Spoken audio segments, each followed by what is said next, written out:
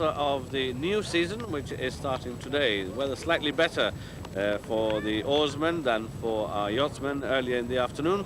And it's the first of these events. It's a Rotary Challenge Cup. It's for Yolas, for seniors, and the course is 7,000 meters, that's 7 kilometers on a triangular course. It's starting here just in front of the two clubhouses.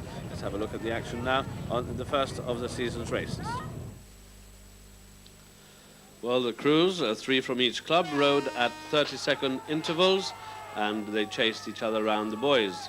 The first buoy was up near the North Mole, the second at the South Mole near the dry docks, and then back to the starting point. 3.5 kilometers, and there were 2 laps of this course.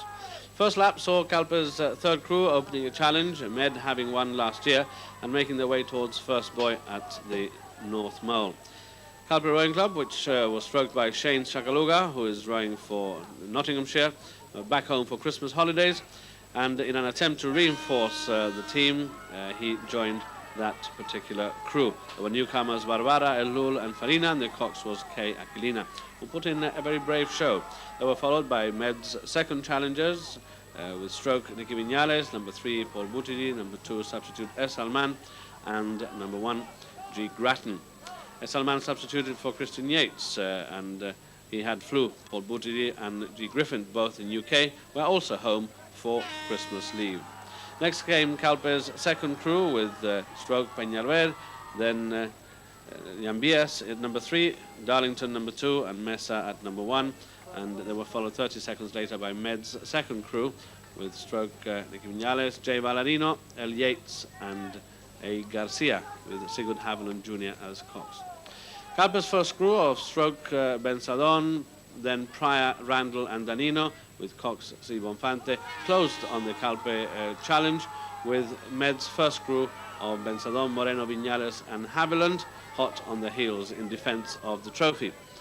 By the time starter John Collado and timekeeper Charlie Russo had quickly set off all 6 racers, the first Kalpe boat was nearing the first buoy near the North Mole. From here to the second buoy at the South Mole and back to the starting point, therefore completing half of the course. And that's the last of the Med crews as they go off northwards to round the first buoy. And already the first off, having rounded the buoy, going parallel to the shore, as it were, and parallel to the detached mole, going southwards towards the second buoy, which was positioned well inside the South Mole towards the dry docks. Conditions are quite good, considering that there had been a lot of heavy rain about, but there was like an hour's window where the oarsmen, quite by chance really, managed to race the event without the inclement weather that some of the yachtsmen suffered a little earlier in the afternoon in their lasers. The pace, no doubt, being stretched by all crews. 7,000 meters, 7 kilometers, not an easy task.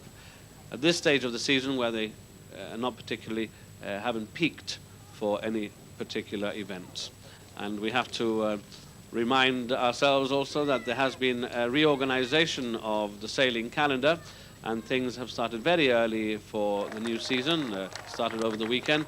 Then in February there will be an ergometer event, and after that we will be seeing a lot of rowing right the way through until the autumn.